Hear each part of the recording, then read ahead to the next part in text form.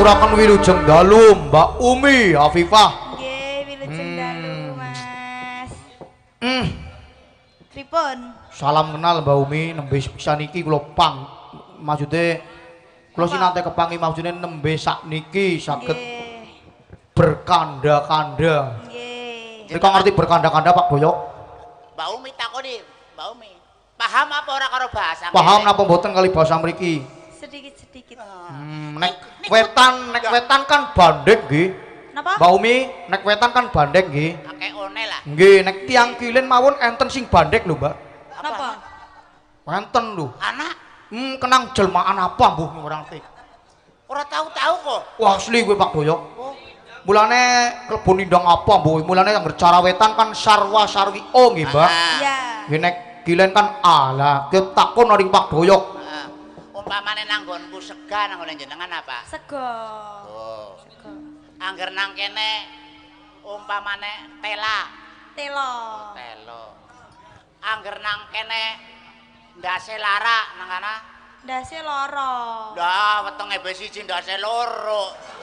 Medeni temen. Loro. Lah iya, masa ndase loro lah wong wetenge wis siji. Ndase loro sakit. Maksude kowe sakit lho Pak Boyok. Loro. Sakit kowe cara weton kuwi loro. Loro. Cara weton kuwi loro. Loro. Loro bukan loro. Nggih maksude pening, Mbak, pening. Iya, loro. Pening, Mbak. Pening tuli banyu lah pening. Bening. Hah? Niku bening Pak Doyok. Wah, apa wis diganti? Lawas. Yo ket biyen. Mbak Umi, Dalem. terus pundi kabaripun sehat? Alhamdulillah. Kene ora takon kontal. Hah? Ora lah, wis apal. Tindak mriki kali sinten? Kalih Bapak. Rasanipun dos pundi raosipun panjenengan samunipun dugi wonten ing dalemipun Bapa Tularman Mbak Umi. Remen sanget Mas Dalam. Roman sanget nggih. Nggih. Kepanggih kalih rencang-rencang niki. Nggih. Kathah sing kenal Mbak mriki Mbak. Nggih mboten jane. Sinten? Namung beberapa. Cobi sing kenal jenengan. Pancen bener. Sing nate maksude sing berteman kali jenengan Nek niku. ngaran iki pancen rencang-rencang ki. Rencang-rencang nggih mbok enten penayagan sing rencangin jenengan Mbak. Kudu kanca-kanca ning rencang-rencang. Rencang-rencang. Kere dicancang. Contohnya Mas Ramdan. Wo Mas Ramdan nggih. Ramdan. Menika nggih sampun bandek Mbak piyambakipun Mbak. Bandek niku napa? Bandek niku bahasane pun kados jenengan niku lho. Oh. Sarwa sarwi o nggih. Amit. Niku serawunge madursa. Ya, wingi nyong ngerti nang warung kae ben mangan ya. Iya. Madang tanduk kok. Mbak, setengah malih ya kuwi kae. Anu bandek. Setengah malih ya kuwi. Anu saking bandeke sih. Setengah dadi ya. Mau disambut kalian sinten Mbak? Dugi mriki Mbak. Kali Mbak Ayu napa nggih? Namun tepang Mbak Ayu. Mbak Ayu. Mbak Ayu nek Mas Ramdan niku nyambut napa mboten? Mboten. Boten. Mboten. Oh. lah. Nek Tok Mbak tok gak ngerti. Nek Mbak Ayu ora apa-apa, Mbak, tapi nek Mas Ponco, Mbak. Napa? Nek Mbak Ayu nyong ikhlas, tapi nek Mas Ponco nyong ora ikhlas. Sebabe Sebabe Kuwe apakah harus dijelaskan kepada kepada siapa saja? loh. Perlu masalahnya ini mengandung tanda tanya gede banget. Apakah itu? heeh. Ora lah nyong rikuan, anak kakange nyong riku. Riku. Biasane be wedange bapake diombe ya riku. Ya wong kulina bareng Pak Boyok. Oh iya. Dadi masalah peralaman masalah ilmu kados niku pun wah beres. Ngaturaken salam-salam langkung rumiyin Mbak Umi. Monggo Mbak Umi. Saderengipun wilujeng dalu dumateng sedaya kemawon kula ngaturaken panuwun ingkang tanpa upami mliginipun dumateng Bapak Tularman nggih. Nggih. Bapak Tularman. Mana ngono kok dumateng. Iki dumateng lah mentahe kapan? Dumateng niku untuk. Hah? Dumateng itu untuk. Untuk nang nggonku ki bangsane yuyu kae menguntuk kae. Untuk itu untuk Kepada. kepada Kepada. Kepodo. Angel. Kepadane Kanggo riko. Kepada sang merah putih. Geruk. Kepada Niku ora upacara. dumateng Bapak Tularman matur nuwun. Nggih. Niki acarane menikahkan nggih. Nggih, niki walimatul kitan kali Nggih. pernikahan, Pak. Mugi-mugi anggenipun Mbak sinten? Mbak Febriani Eka Purwanti. Nggih, Mbak Febriani kalian Mas Nahar Muhammad. Mas Nahar Muhammad mugi-mugi menjadi temanten ingkang sakinah mawaddah warahmah. Amin. Amin. Terus dumateng Mas Fajar nggih ingkang Nggih, giliran. Mas Fajar Wahyu Trianto. Nggih, dumateng Mas Fajar selamat menempuh potongan baru. Lagi potongannya cara mbiyene cutbre apa sing ciut ngisor? Gak ngerti potongannya piye. Mainnya sing cutbre, dadi jebrak kayak kuwi lho. Wong bentuke bae anu kok, masa jibrak kayak gini. Cepak mekar. Dumateng Bahasa Bapak Mentereng. Tularman kalian Ibu mugi-mugi panjenengan pikantuk berkah saking Gusti Allah. Matur Amin. nuwun sampun ngundang kula, Pak. Angger Sampun. diundang ya matur nuwun loro yang anah kapanane kaya Iya. gue lah. Ya ora lah Iya, ngomong. yang ngerti Pak. Niki ujaran lho, Bang. Nggih, dadi Pak Tularman niku remene kali sampean, Mbak. Nggih. Nggih. Pak Doyok, Nun, maune sing menghubungi Mbak Umi ki udunyong lho, Pak Doyok. siapa sih? Maune ugi rencange Mas Ramdan, Oh. Ah, Mbak Dita. Oh. Ning gandeng Mbak Dita enten acara. Heeh. Dadi nomore Mbak Umi tak jaluk ngene. Iya. Hubungane nyong. Mas ora berhubungan. Lah, Dita kuwe duwe adi jenengane Leni. Dadine? Iya mulane nang bapake ngundang Dita karo Leni ya, Dita Leni. Ngene. Oh, kayak gue yang Gatel. Gatel. Ngene. gatele nih. Kayak gue apa? Gatel kuwi maksudnya gak telepon. Oh. Bawa Mbak Umi, Bawa, Mbak. niki sasampunipun panjenengan ditimbali mriki kan kan nglipur nggih. nggih. Nggih, mulane bawa Mbak. Bawa Sak napa? kerjane jenengan. Wis apa-apa. Kula gelem. kunjara lega. Nyong barengan Mbak Umi kok nyawang sindenku rasane. Duh. Tapi engko anggar gara-gara ya tetep ora mada ya sindenku. Ora mada ya cika. Nyong gumun maring Mbak Ira kok. Nah, apa sih? Barengan Naomi malah ketun sementur. Berarti pasuryane Mbak Umi itu menambah kepada temannya, Pak Doyok. Jadi aurane kuwi nempel Nyong bet dadi ora klambine kok bisa meh padha nyong karo Mbak Umi kok. Aneh. Tapi bejah banget yakin. Ki angger ramaku sing jago nang kene jajal. Napa? Tong sindenku. Seragame pada. Berarti dalange karo Mbak Umi kuwi satu hati kayak Satu hati. Kayak Honda. Honda dengan Yomoho. One heart. Bawa Mbak, sakersane jenengan Mbak. Mangga. Kula nyuwun larase peluk mawon Mbak. Sambung wanci dalu nggih. Beres. Iya panjen ya wis wengi. Ya wis wengi barang. Gatel.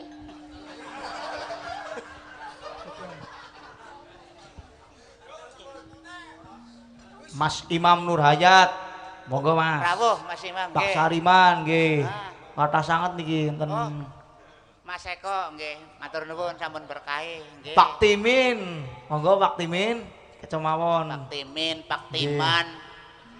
Enten niku Pak.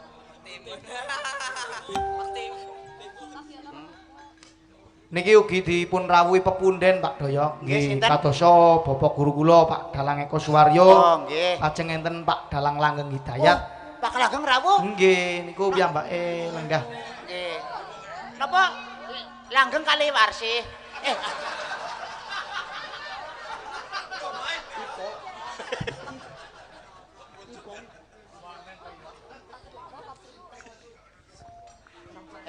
Monggo Mbak, bawa Mbak. Ya bawa.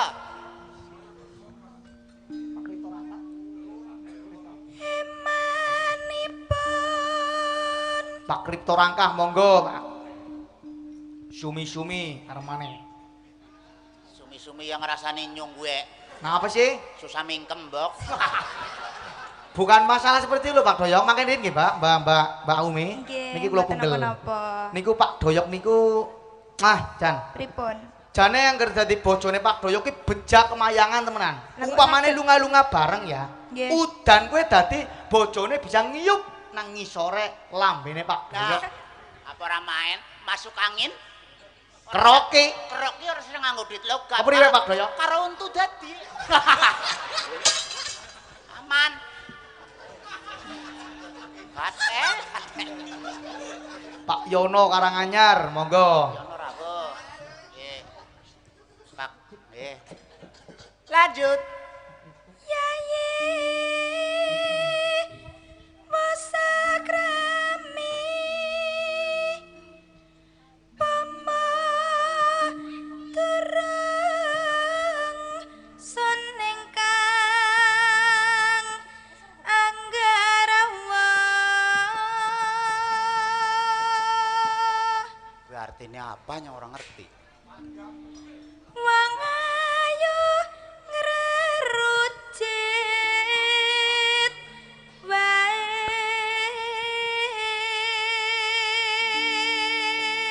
Kuwi apa wong wedon gento apa?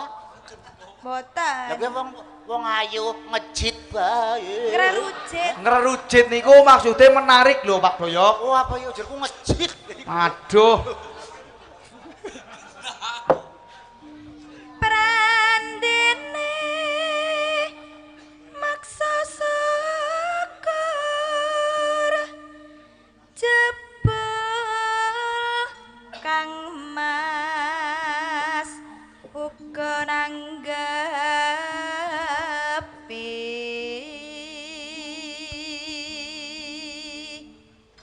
Iya. ayo to sambung rasa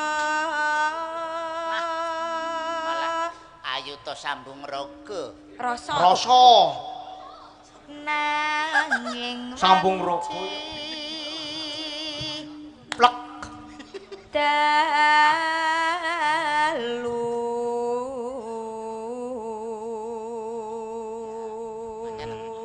Pancen nang sambung raga kuwi kudune wayahe ndas. sambung rasa Rasa lho Pak Doyok, nek raga niku rak berhubungan. Nek niki rasa niku ati kali ati lho. Perasaan. Oh, rasa. Rasa kaya ngene Mbah Marijan. Rasa, Rasa. Oh. tan ana ingkang rubeda Ora ngerti. nyuntak tresna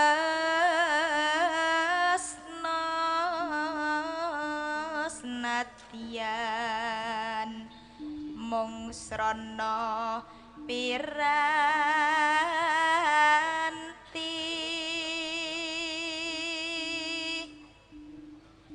gambarmu uga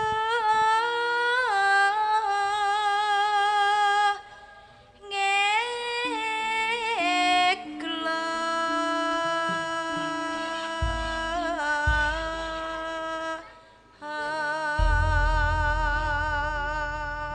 Tibane gending apa? Neng? sambung wanci dalu Sambung wanci. Niki ugi dipun rawuhi pepunden saking Kali Salak Pak Doyok. Oh, Kali nggih. Salak, Pak Kaji. Kadoso Pak Kajiwarto, Oh, Pak Kajiwarto. niku nggih Oh, kalian nggih. Mbah Wito, lajeng Pak Komandan Tarjo. Oh, nggih. Niku piyambake lenggah teng nggen tamu. Oh, nggih. Monggo Matur pinarak suwun. skeco Pak Kaji. So lenggah. Monggo sambunge langgam napa, Mbak? langgam sambung wanci dalu Oh nggih. Dalu.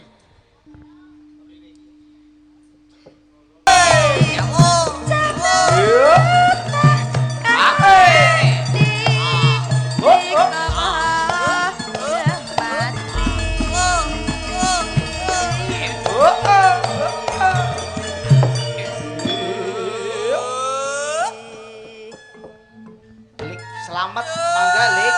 Kalian Bos Waluyo.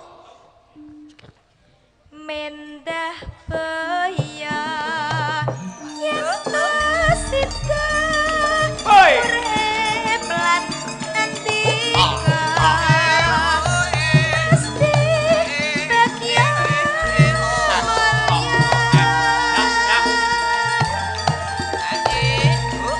jar lair putri Sulistya terus bisa nyuara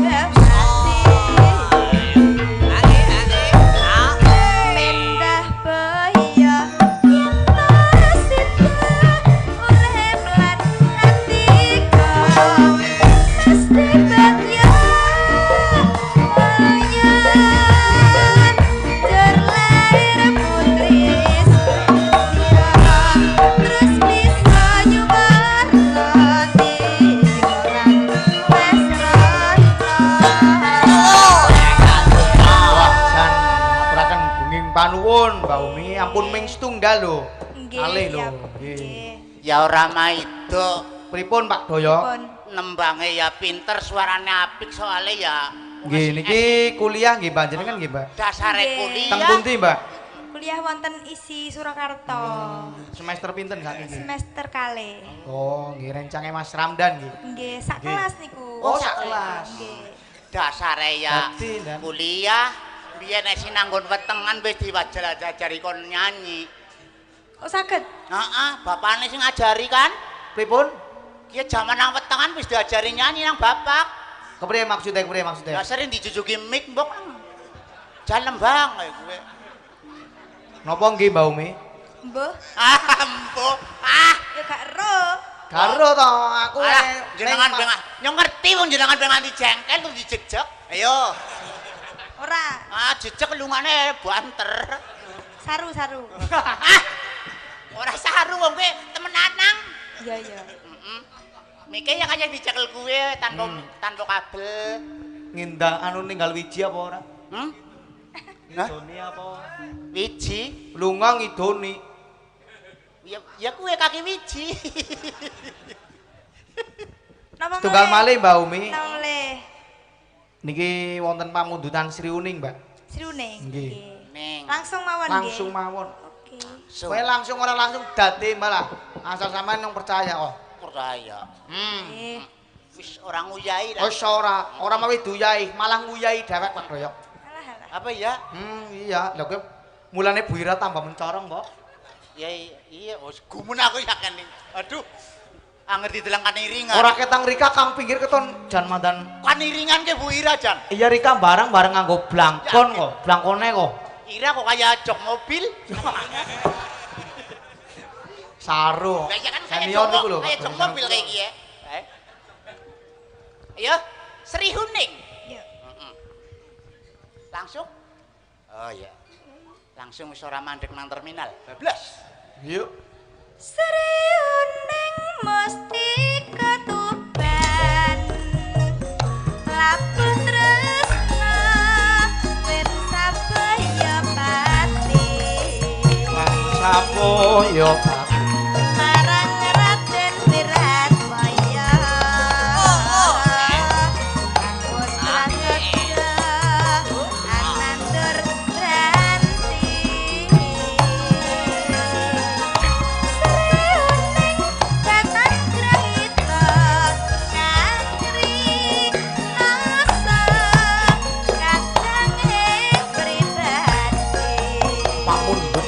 saking Liksam Tambak Mulia.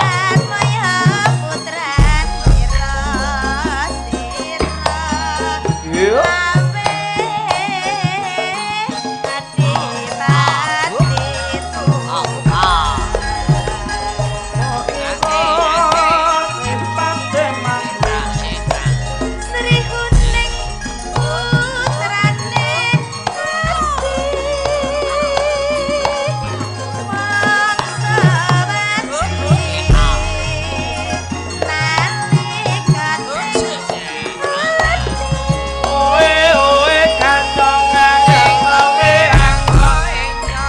Aris Pariamas Raya di Pak Gareng streaming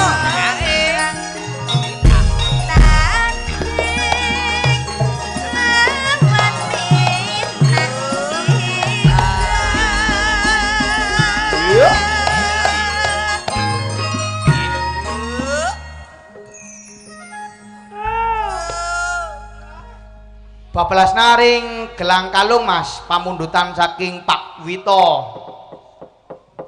saking kalian Pak Kajiwarto menika saking Kemojing Pak Wito Katresnane wiraya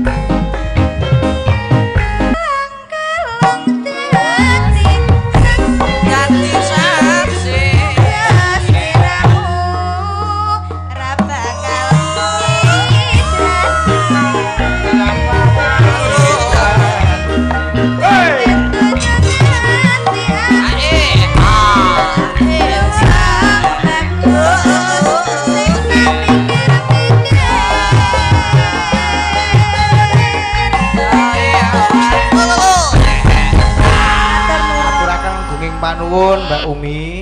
Nggih. Sambung malih Pak Doyok. Nggih. Penyanyi gangsal kan jumeneng. Iya. Saking Mbak Ayu dumugi Mbak Amel. 045. Heeh. Ki sing loro sih nggo pager ya, ora apa-apa. Sambung gara-gara ayo sowan ngarsane Bendara Prabu Jungkung Mardio. Ayo Kang Gogo.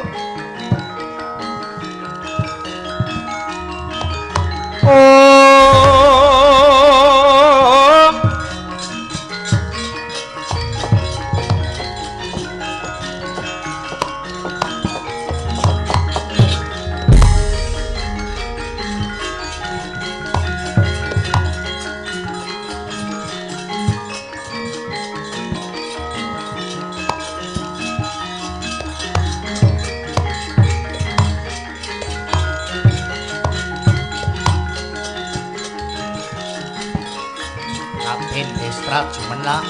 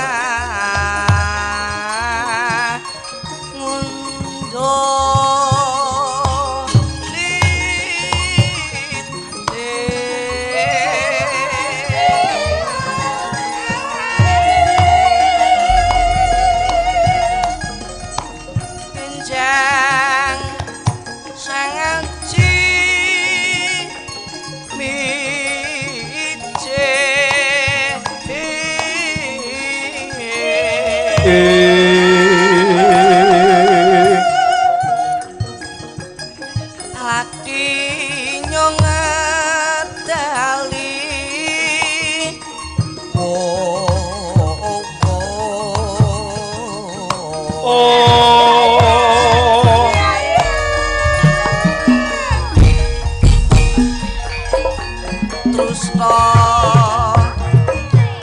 Surawi Logo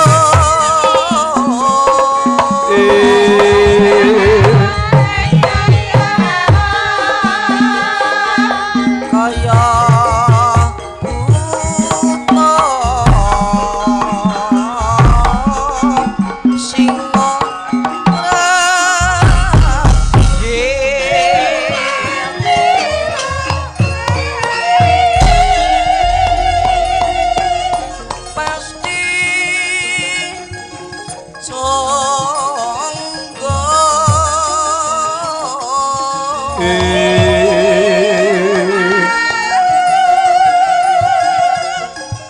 dendanyo mangambak boyo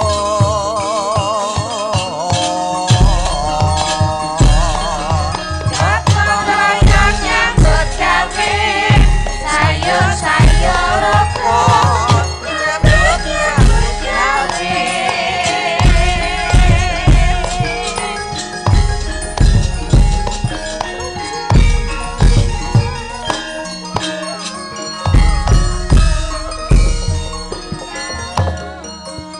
Raden Distrat Jumenak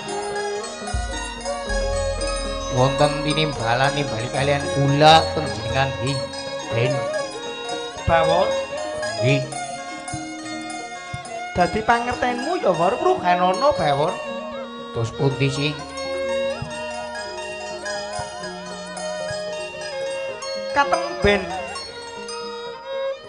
Rama maring dawuh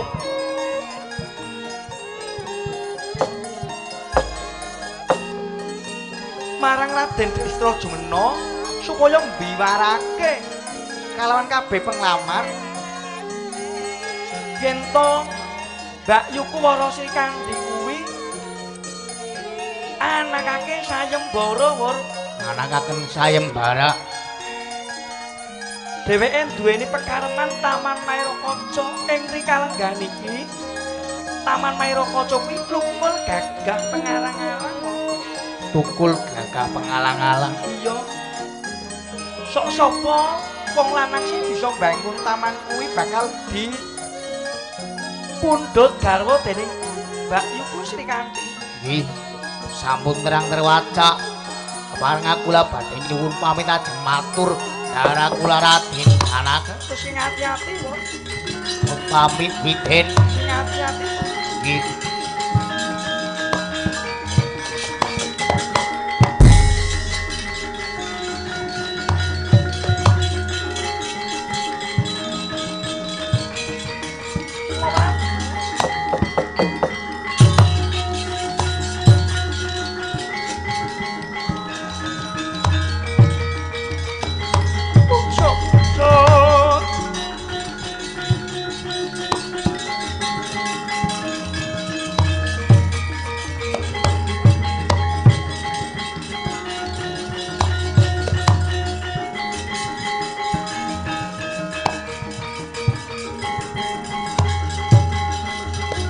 Desa Jumena.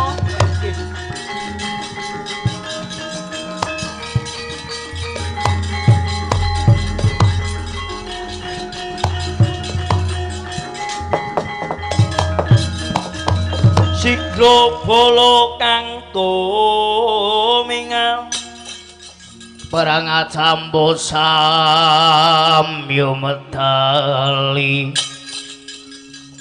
lira tatit wilating koto Danyanggung mangundoniti.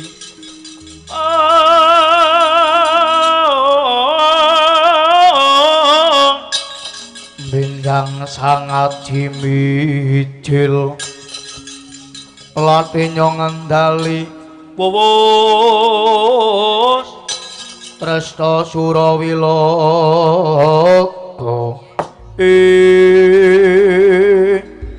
Uca-uca ker Destra Jumena. Bapak Pendhita Durna. Destra Jumena Kowe nggih. Nyuwun Nuwun pangapunten. Kepiye, Destra Semuna?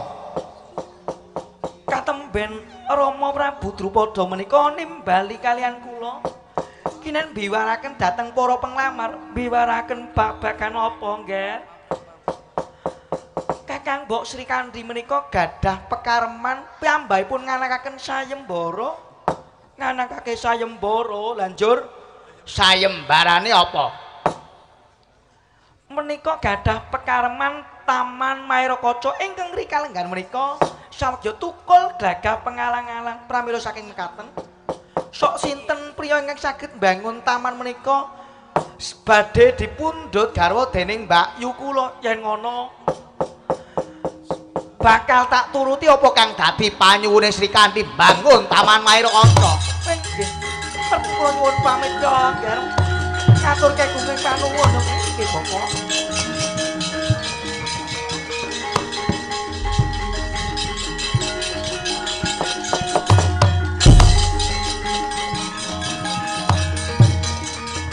Monggo, Ger. Monggo, apa ingkang ngatos-atos?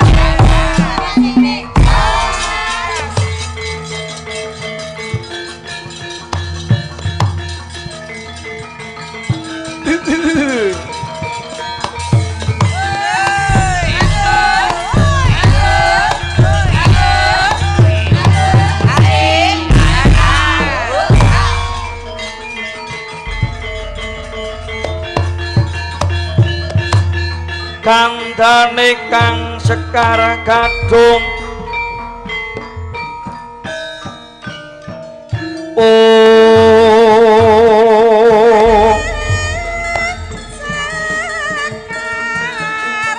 kelawan kembang-kembang menur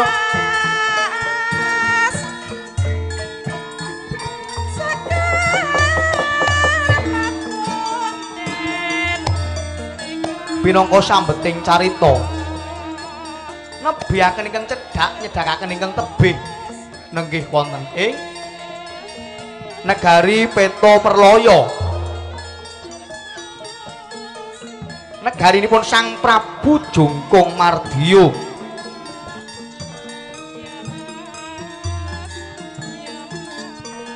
Wonten ing mriku